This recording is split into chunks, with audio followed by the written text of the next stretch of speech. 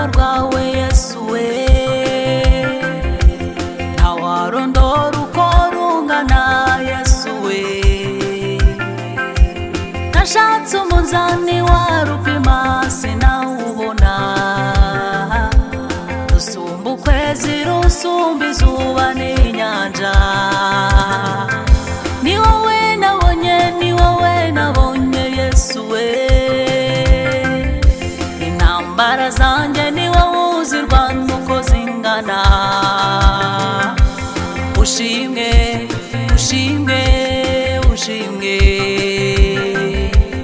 ushimwe, ushimwe, ushimwe Mana we.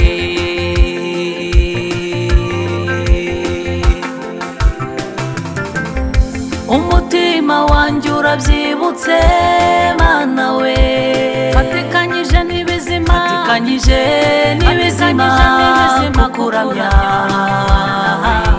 Ndanyuzwe, ndanyuzwe Mana we.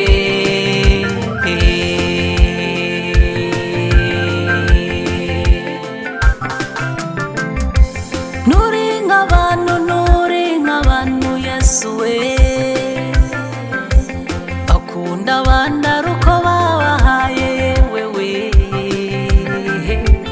Wankunze njyewe ntacyo mfite, ntacyo mfite, unzana mu isi ku mugambi wawe Mana we.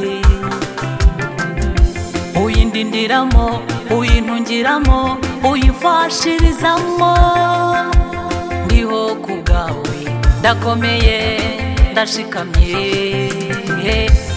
Imiraba n'imiyaga ntibibura uramfasha, umwanzi aritambika Mana we ukandwanirira. Suko ndi mwiza, suko nkiranuka, suko ndi mwiza, ahubwo n'urukundo rwawe Mana we. Ushimwe, ushimwe, ushimwe, umutima wanjye urabyibutse Mana we, fatikanyije n'ibizima, fatikanyije n'ibizima kukuramya. Ndanyuzwe, ndanyuzwe Mana we.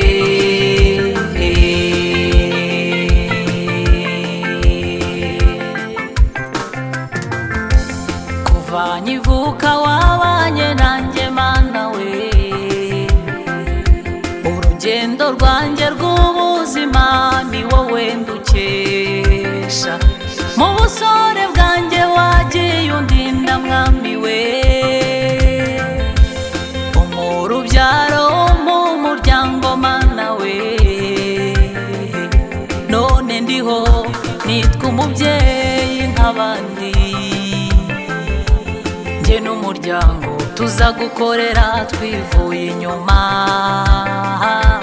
Kubw'amahoro dusendereje yuzuye, umutima uributse, umutima wanjye urabyibutse Mana we. Ineza n'imbabazi n'ibizima kukuramya. Ndanyuzwe, ndanyuzwe Mana we. Umutima wanjye urabyibutse, umutima wanjye urabyibutse Mana we. None fatikanyije n'ibizima kukuramya. Ndanyuzwe, ndanyuzwe, ndanyuzwe Mana we.